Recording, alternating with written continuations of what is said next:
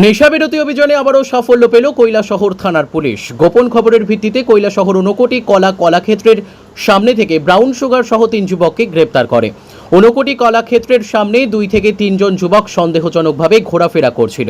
এরপর কৈলাসহর থানার এসআই পঙ্কজ বর্মনের নেতৃত্বে বিশাল পুলিশ ও টিএসআর বাহিনী ঘটনাস্থলে ছুটে যায় এবং তল্লাশি চালিয়ে তাদের কাছ থেকে 55টি ব্রাউন সুগারের কৌটো বাজেয়াপ্ত করে।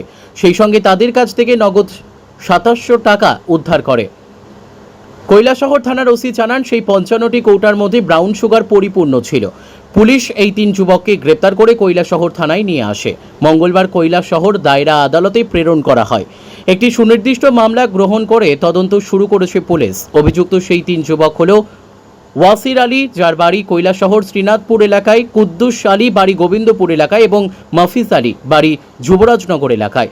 আগামী দিনেও এই ধরনের অভিযান জারি থাকবে বলে জানান কৈলাসহর থানার ওসি সুকান্ত সেন চৌধুরী। আজকে দুপুরবেলা আমাদের থানার sub inspector Pankaj Barman mobile ডিউটিতে মিশন কেয়ারের ডিউটিতে বের হয়েছিলেন।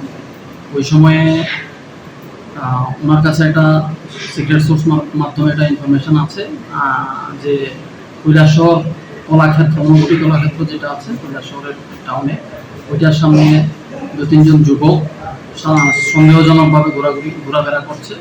ওদের কাছে হয়তো বা কন্ট্রাব্যান্ডস আইটেম, এনডিপিএস আইটেম থাকতে পারে বলে এমন একটা ইনফরমেশন ছিল।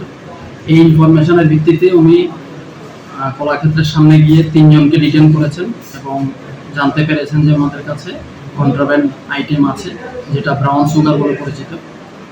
তো তখন সমস্ত নিয়ম মেনে উনি গেজেটেড অফিসার এবং পাবলিক উইটনেসের সামনে ওনাদেরকে সার্চ করেছেন। সার্চ করে ওনাদের থেকে টোটাল 55টা ভাইলস উনি রিকভারি করেছেন। Bureau report, news daily Bharat.